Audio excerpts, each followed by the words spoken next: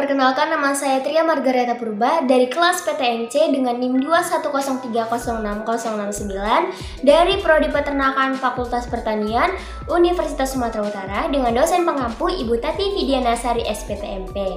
Nah, di video ini saya akan menjelaskan mengenai proses metabolisme karbohidrat, lemak, dan juga protein pada hewan monogastrik dan juga ruminansia, yang dimana kita juga akan membahas mengenai hubungan dari ketiga zat tersebut. Dimana yang pertama saya akan menjelaskan mengenai proses pencernaan karbohidrat pada monogastrik dan ruminansia.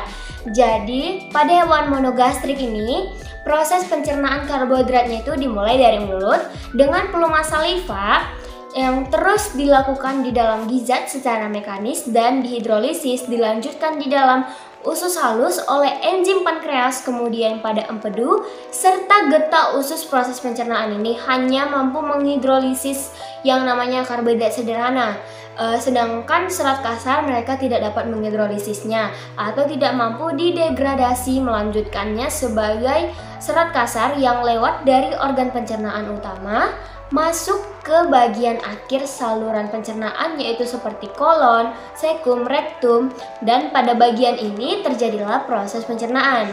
Kemudian pada hewan ruminansia nih, proses metabolisme karbohidratnya akan berlangsung di dalam rumen karbohidrat dan merupakan golongan dari polisakarida, yakni serat kasar atau selulosa di dalam rumen karbohidrat difermentasikan oleh yang namanya mikroba menjadi pirufat. Jadi asam pirufat ini akan dihasilkan dan diubah menjadi EVA, CO2 dan juga CH4. Pertanyaan kedua, kita akan menjelaskan mengenai proses metabolisme karbohidrat di hati dari produk awal hingga produk akhir. Nah, dalam proses metabolisme karbohidrat ini, hati akan melakukan beberapa fungsi nih. Fungsi spesifiknya itu yaitu menyimpan glukogen, mengubah galaktosa dan fruktosa menjadi glukosa dan gluconeogenesis, dan membentuk banyak senyawa kimia penting dari hasil perantara metabolisme karbohidrat. Hati juga penting nih untuk mempertahankan konsentrasi glukosa darah normal. Misalnya nih, penyimpanan glikogen memungkinkan hati akan mengambil kelebihan glukosa dari darah, menyimpannya, dan kemudian akan dikembalikan lagi nih ke darah jika konsentrasi glukosa darah ini akan mengalami penurunan terlalu rendah. Nah, selanjutnya kita akan menjelaskan mengenai proses pencernaan protein pada unggas dan juga ruminansia, di mana proses pencernaan yang pertama adalah pada unggas, yang saat makanan ini dimulai dan dihaluskan dan dicampur di dalam ventriculus atau lambung. Jadi pencernaan tersebut akan dimulai dengan kontraksi otot proventriculus yang akan mengaduk-aduk makanan dan menghancurkannya dengan getah pencernaan yang terdiri dari HCl dan pepsinogen. Jadi pepsinogen ini akan bereaksi dengan HCl tadi dan berubah menjadi yang namanya pepsin. Nah, HCl dan pepsin ini juga akan memecah protein menjadi senyawa yang lebih sederhana seperti polipeptida, proteosa, pepton, dan peptida. Nah, penyerapan protein dimulai ketika makanan masuk ke dalam usus. Nah, ada yang namanya mukosa usus nih, terdiri dari lapisan otot licin seperti jaringan ikat dan epitel kolumnar sederhana yang dekat dengan lumen. Nah, pada epitel pelapis terdapat banyak sel goblet yang menghasilkan lendir dan sekresinya membantu melicinkan makanan. Pada mukosa terdapat nih yang namanya vilus. Jadi vilus ini mengandung banyak pembuluh darah dan pembuluh limfa kecil, dan lapisan epitel akan menyerap air dan zat-zat makanan. Ada sel absorpsi dari vilus yang merupakan tempat absorpsi asam amino, yang dimana secara umum asam amino ini setelah diserap oleh usus halus akan masuk ke dalam pembuluh darah. Sedangkan pada hewan ruminansia, asam amino untuk ternak ini berasal dari protein yang udah lolos degradasi atau bypass protein. Protein mikroba rumen ini tercerna dan terserap dalam usus, serta dari hasil fermentasi rumen, perombakan protein oleh enzim proteolitik dalam rumen akan menghasilkan peptida dan asam-asam amino. Nah, Produk ini sebagian besar akan mengalami katabolisme nih, atau katabolisme lebih lanjut yang biasa disebut sebagai deaminasi, yang akan menghasilkan amonia atau NH3. Kegiatan deaminasi asam-asam amino ini menghasilkan amonia yang bersifat konstruktif, yang artinya bahwa mikroba rumen ini akan terus melakukan deaminasi terhadap asam amino walaupun telah terjadi akumulasi amonia yang cukup tinggi, dan di dalam rumen protein pakan dan NPN atau non protein nitrogen ini akan dirombak menjadi asam amino dan amonia untuk selanjutnya disintesis menjadi protein mikroba. Kemudian akan masuk ke dalam abomasum dan selanjutnya dalam usus kecil diabsorpsi lagi nih ke dalam aliran darah. Dan di dalam rumen ini sekitar hampir 80% spesies mikroba rumen ini mampu menggunakan amonia tersebut sebagai sumber nitrogen untuk sintesis protein. Bakteri rumen adalah pengguna amonia sebagai sumber nitrogen yang paling efisiensi. Di samping itu, dimanfaatkan juga nih oleh mikroba rumen. Amonia yang dihasilkan juga diserap oleh darah melalui dinding rumen, dibawalah ke hati dan diubah menjadi urea. Ada beberapa urea ini mungkin akan dikembalikan lagi nih ke rumen melalui saliva dan juga langsung menembus ke dinding rumen, tetapi sebagian besarnya juga akan dikeluarkan bersama urin kemudian dibuang. Untuk pertanyaan keempat akan menjelaskan proses metabolisme protein yang terjadi di dalam hati. Nah, di dalam rumen protein pakan akan mengalami hidrolisa menjadi oligopeptida oleh enzim proteolitik yang dihasilkan oleh mikroba rumen. Oligopeptida ini selanjutnya akan diubah menghasilkan peptida dan asam amino yang bisa digunakan oleh sebagian mikroba rumen untuk pertumbuhannya, terutama Bacteroides ruminococula, di mana bakteri ini mempunyai sistem transport nih untuk mengangkut asam amino di dalam tubuhnya. Bacteroides ruminococula ini bisa menggunakan 40% peptida dalam rumen, sedangkan ada yang namanya Butyrivirio fibrosolven menggunakan kurang dari hanya 10% untuk pertumbuhannya. Karena tidak semua peptida ini dan asam amino ini terbentuk di dalam rumen digunakan oleh mikroba, di mana sebagian juga akan mengalir ke usus halus. Untuk pertanyaan kelima, kita akan menjelaskan proses pencernaan lemak pada monogastrik dan juga ruminansia. Pertama itu kita akan menjelaskan pencernaan lemak pada ruminansia ya.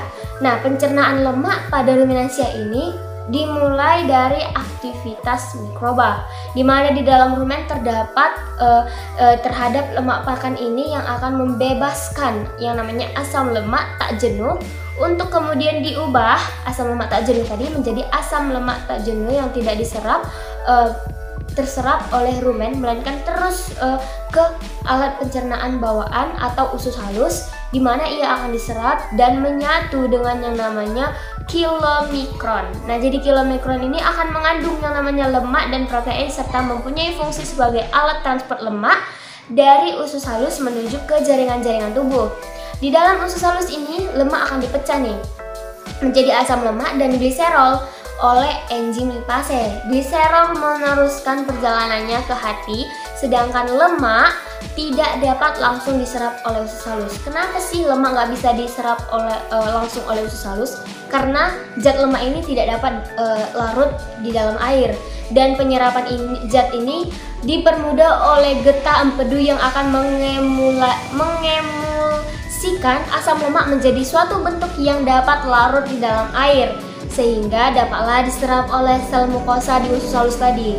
Lemak yang diserap masuk ke peredaran darah ini melalui vena porta ke hati melalui sistem yang namanya limpatik dan ductus thoracikus. Nah, sebagian dari lemak ini akan diserap, terutama yang masuk ke peredaran darah nih melalui sistem limpatik, dapat langsung disimpan dalam jaringan. Sebagian besar juga lemak yang diserap mengalami metabolisme di dalam hati. Nah, disinilah tersedia nih yang namanya suatu mekanisme yang mengangkut lemak dari hati menuju ke jaringan-jaringan. Yang kedua, kita akan menjelaskan pencernaan lemak pada hewan monogastrik atau disebut sebagai lambung tunggal. Monogastrik ini adalah hewan dengan lambung tunggal ya.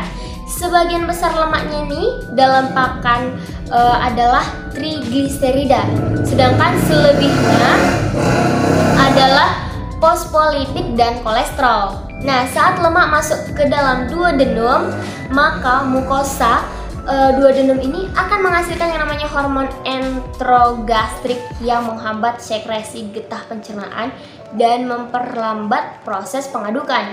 Jadi, lemak yang diemulsikan oleh garam empedu ini dirombak oleh esterase yang memecah ikatan ester antara asam lemak dengan gliserol. Nah, garam-garam empedu ini akan mengemulsikan butir-butir lemak menjadi butir yang lebih kecil.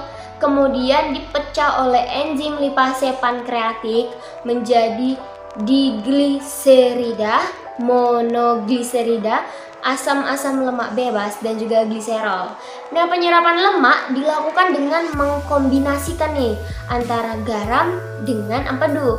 Garam empedu ini dibebaskan dalam sel mukosa dan dipergunakan asam lemak dan gliserol untuk bersenyawa dengan fosfat untuk membentuk fosfolipid. Jadi fosfolipid distabilisasi lagi dengan protein dan dilepaskan dengan sistem getah bening. Nah, sebagian globul-globul kecil yang disebut sebagai kilomokron ini kemudian akan dibawa ke dalam aliran darah.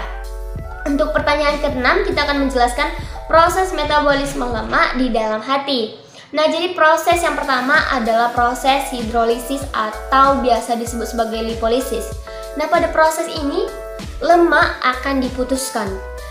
Ikatan ester triglyceridanya, fosfolipid dan glipolipidnya yang akan dilakukan oleh yang namanya bakteri rumen. Pada proses ini dihasilkanlah asam lemak, gliserol, dan galaktosa. Hasil tersebut siap dimetabolismekan secara lanjut. Asam lemak tak jenuh akan dijumpai juga pada proses ini. Lemak atau asam lemak tak jenuh ini atau biasa disebut sebagai linoleat dan linolenat akan dipisahkan dari asam lemak, gliserol, dan galaktosa. Setelah dipisahkan, asam lemak jenuh tersebut akan diubah menjadi EVA. Nah, bakteri Anaerobio lipotikal digunakan untuk menghidrolisis trigliserida, sedangkan bakteri Butyric Fibrisolven digunakan untuk menghidrolisis fosfolipid dan glikolipid. Dan beberapa faktor dapat mempengaruhi proses hidrolisis pada rumen, diantaranya level lemak, pH, dan inopon bakteri rendah.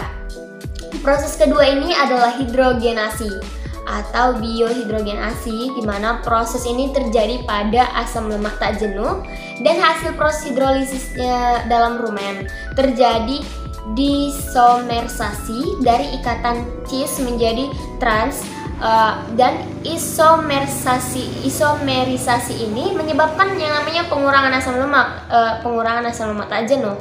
Biohidrogenasi ini menyebabkan lemak esensial rusak, namun ternak tidak mengalami definasi. Lemak esensial ini dapat memenuhi kebutuhan lemak pada ruminansia. Kebanyakan lipid pada ruminan ini masuk ke duodenum. Sebagian asam lemak bebas dengan kandungan asam lemak jenuh yang tinggi. Lemak akan diserap oleh duodenum, asam lemak rantai pendek akan dihidrolisis dan diserap oleh dinding rumen. Nah, jadi asam lemak rantai panjang akan masuk ke dalam epitelium dan usus halus. Pada usus halus ini, lemak akan disintesiskan menjadi gliserida dan asam lemak oleh enzim lipase.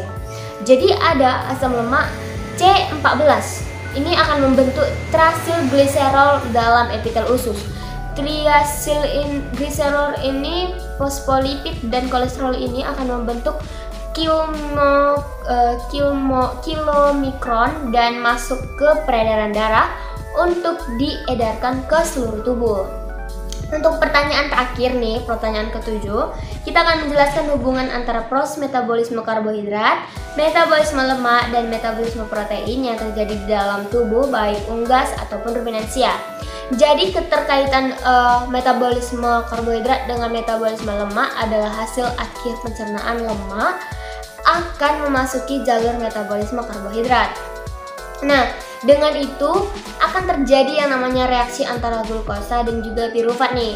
Sementara itu, hasil akhir pencernaan dari lemak yang berupa asam lemak akan mengalami beta oksidasi menjadi unit-unit yang terdiri atas 2 karbon. Setiap dari 2 karbon ini akan meningkatkan 1 molekul CoA, kemudian menjadi molekul asetil CoA yang dapat masuk ke dalam jalur metabolisme karbohidrat. Nah, asetil CoA ini yang berasal dari beta oksidasi ini akan disintesis lagi menjadi komponen lemak nih. Karbohidrat pun jika berlebihan akan diubah menjadi lemak yang disimpan di dalam jaringan lemak di bawah kulit atau disebut sebagai jaringan adiposa. Keterkaitan metabolisme karbohidrat dengan metabolisme protein akan mengalami 3 cara. Yang pertama, asam amino akan diubah menjadi pirufat yang kemudian memasuki jalur metabolisme karbohidrat. Yang kedua, asam amino ketogenik diubah menjadi asetil CoA yang dapat memasuki jalur metabolisme lemak. Dan yang ketiga, asam amino non-glukogenik ini dan ketogenik ini dideaminasikan dan langsung memasuki siklus Krebs. Melalui ketiga cara tersebut, akhirnya asam amino dapat menghasilkan energi dalam bentuk ATP, karbon dioksida atau CO2, dan air atau H2O, seperti halnya karbohidrat. Sekian penjelasan saya mengenai proses metabolisme lemak, protein, dan karbohidrat pada hewan monogastrik dan juga ruminansia, serta hubungan dari ketiga zat tersebut. Saya Tria Margareta, terima kasih.